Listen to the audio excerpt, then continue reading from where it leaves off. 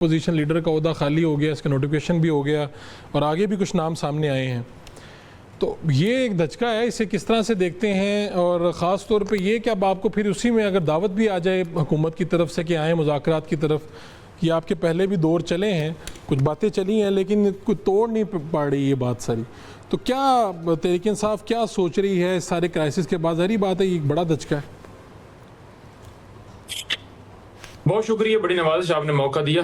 देखें, पहली बात यह है कि जो सज़ाएं दी गई हैं, एक जो आईओ है या सब इंस्पेक्टर है या वो एसआई है, एएसआई है, कोई भी है, उसकी बुनियाद के ऊपर, उसकी गवाही के ऊपर कि जनाब साजिश रचाई गई चक्री इंटरचेंज पर या लाहौर जमान पार करो, वहाँ घुस के बैठे हुए थे।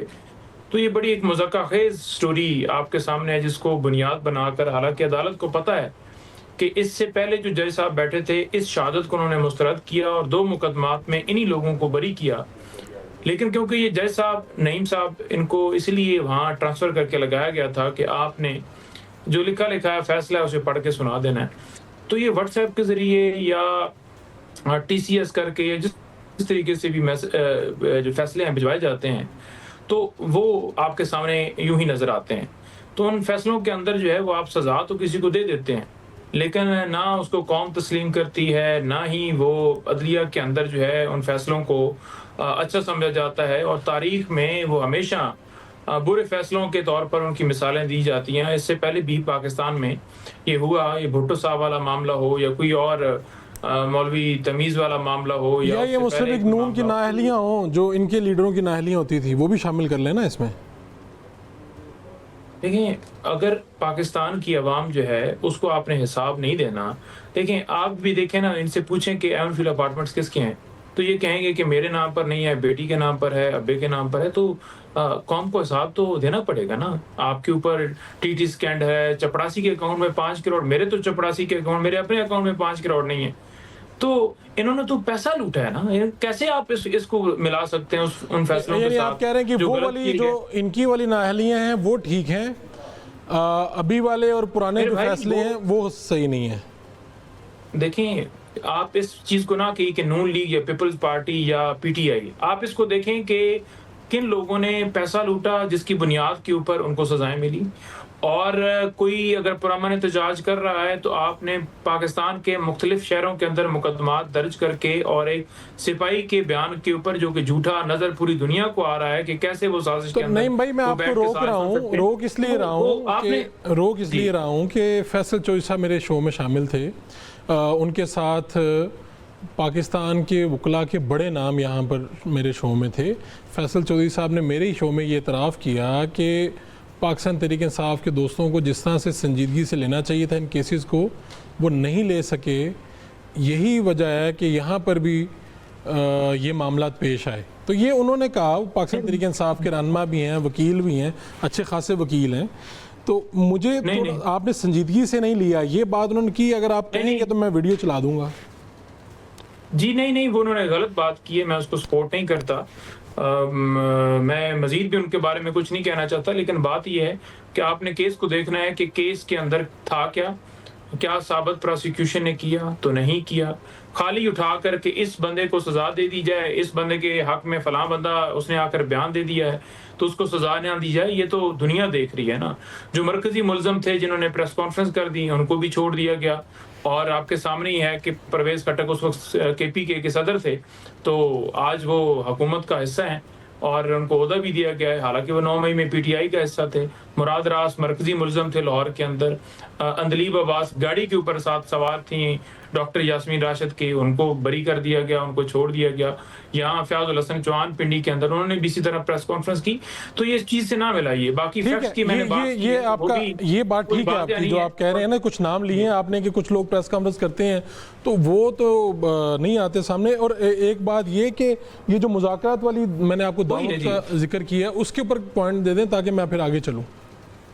बिल्कुल जी, उसमें आपको जवाब आ गया कि अब केस लड़ने का मामला नहीं है, मामला सिर्फ यही है कि कोई माफ़ी माँगे तो बस ठीक है, क्लीन चिट है, कोई माफ़ी ना माँगे, वो अपने मौक़िफ़ पर कायम रहे तो उसको सज़ाएँ भी हैं, तो और मौक़िफ़ पर कायम रहने की वजह से सज़ाएँ और कोई नहीं ठीक है, ठीक है, ठीक है। दूसरी बात ये है कि मुज़ाकरात की देखें, जी, जी, बोलिए। मुज़ाकरात का इनके पास कोई इख्तियार ही नहीं है, इनके पास कोई अथॉरिटी नहीं है। पहले ये वो कहते हैं ना स्पेशल पावर ऑफ अटॉर्नी, कोई स्पेशल पावर ऑफ अटॉर्नी लेकर आ जाएँ जिन्होंने इनको बिठाया है, जो जिनके पास इख्तियार है, तो आप फिर एस्टेब्लिशमेंट की इस बात हवाले कर से रहे हैं ना, बात भी करें। आप कह रहे हैं इनके पास इख्तियार नहीं, एस्टेब्लिशमेंट के पास इख्तियार है, यही कह रहे हैं आप? बिल्कुल है ही चलो इख्तियार, ठीक है, इनको आपका बिठाया है। पॉइंट आ गया, पॉइंट आ गया। कमरुल इस्लाम राजा साहब, पहली बात तो ये सज़ाओं वाली आपने उनकी गुफ्तगू सुन ली है, मुज़ाकरात की दावत है, वैसे तो मुझे अच्छा लगा कि दावत आप लोग दे रहे हैं, लेकिन एक बात ये है, ये पिछली दफ़ा भी सेशन में जब ये चला मुज़ाकरात का, तो ये कहते थे हमारी मुलाकात करवा दें, और वो फिर आपके फेडरल मिनिस्टर्स ही कहते थे कि हम नहीं करवा पा रहे, हमने तो कहा है करवा दें। तो ये बात सही है इनकी कि फिर भाई इख्तियारात आपके पास नहीं है, तो फिर मुज़ाकरात की आपकी दावत कबूल क्यों की जाए? जी मैं अब इतना टाइम मुझे बस दे दें जी मिलेगा सर, यहाँ मिलेगा पे। मिलेगा मिलेगा। बिल्कुल ये बड़ा ज़रूरी है।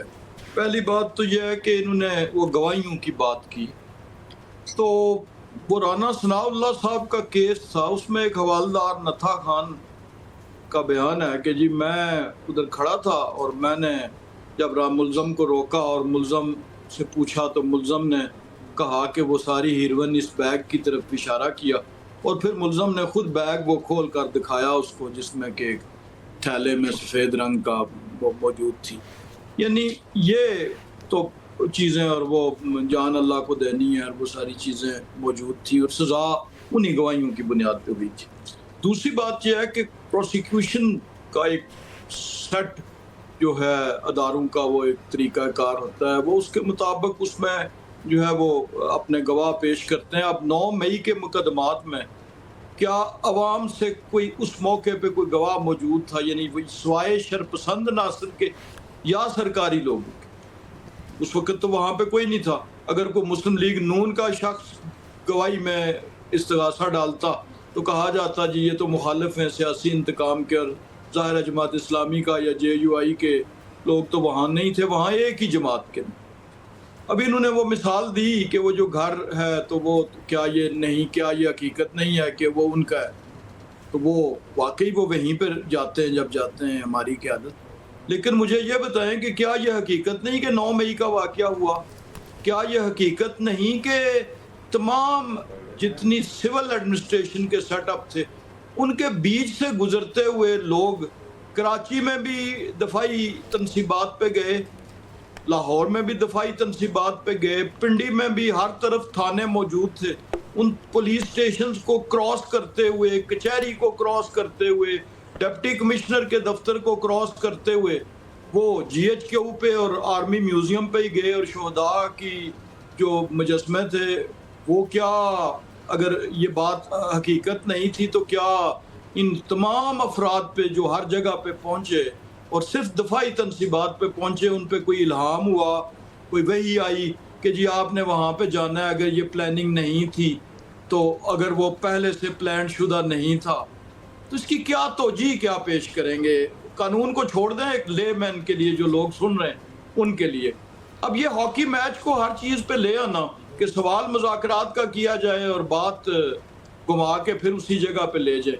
तीसरी बात, माहिरीन कानून जानते हैं, मैं तो माहिर कानून नहीं हूँ। नहीं, आज माहिर कानून हमारे साथ भी हैं, मंदो खेल साहब वकील हैं, इसके बाद उन पे भी जाएंगे। जी दोनों हैं जी, मैंने दोनों वकील हैं सर, दोनों मेरे दोनों भाई, वकील हैं, दोनों बड़े वकील हैं, छोटे वकील नहीं है, कानून की जो है वो ABCEBC से वाकिफ हैं। तो क्या प्रोसिक्यूशन अपने केसेस को स्ट्रेटेजाइज नहीं करती? जहाँ पे मुद्दई ने 20 लोग एक वकूए में लिखवा दिए होते हैं, तो वकील मुद्दई को बुला के ये नहीं कहता कि भाई इस पे वजन हल्का रखें, इसको सजा दिलानी है, इसको इसकी गवाही दिलाएं, इसकी ना दिलाएं। तो ये प्रोसिक्यूशन का राइट है हर जगह द वर्ल्ड ओवर, इस पे दफाई होने की जरूरत ही नहीं है किसी को, कि प्रोसिक्यूशन अपने मुकदमे को स्ट्रेटेजाइज करती है, एक लीगल स्ट्रेटजी के तहत मुकदमा लड़ती है। ठीक हो गया, उसमें कई दफा मुज़ाकरात पे आ जाएं कमर भाई, ठीक है, करते हैं ताकि कहीं सब ना बरी हो जाए। तो ये इसी तरह का एक वाकया हुआ। और मुआफ़ी का जहाँ तक ताल्लुक है, मुआफ़ी बनती थी, मुआफ़ी की अपीलें हुई, अदारे ने खुद कहा कि जी ये मुआफ़ी मांग लें। इवन सुप्रीम कोर्ट ने, आप प्रोसीडिंग्स में देखें तो सुप्रीम कोर्ट ने भी खान साहब जिस दिन पेश हुए, और जिस दिन वो मुझे अब वो एग्जैक्ट डेट नहीं याद, तो सुप्रीम कोर्ट ने भी इस तरफ इशारा किया, तो उन्होंने कहा जी ऐसे वाकयात तो बार बार होंगे, अगर आप मुझे तो गिरफ्तार मुआफ़ी करेंगे का तो फिर ये तो होगा, ये कहा था उन्होंने। ये तो होगा। तो मुआफ़ी का भी रास्ता रखा गया था। नहीं, और ये इसीलिए रखा कानूनी गया था। माफी हुई है परवेज खट्टक को, फैजुल नहीं, हसन चौहान को, अंदलीब नहीं, अब्बास नहीं, को। मेरी गुजारिश सुने।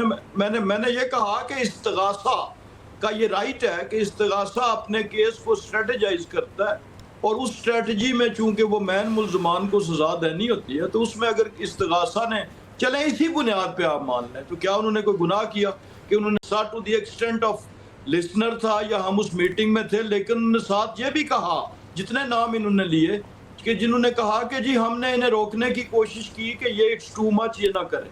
आप कोई प्रेस कॉन्फ्रेंस उठा के देख लें, तो क्या उसमें साथ निजामत और साथ इंजीनियर साहब आगे वाक़यात चलते की हैं। निशानदेही। आप कादर मंदो खेल साहब के पास जाना है। मुज़ाकरात के ऊपर सिर्फ एक बात कर दें आप कि आपके पास इख्तियारात हैं या नहीं, फिर मैंने मंदो खेल साहब के पास चलता हूँ, बस हाँ या ना में बता दें। कि सियासी जो ताकतें वो आपस में बात करती हैं, इख्तियार की बातें बाद में आती हैं।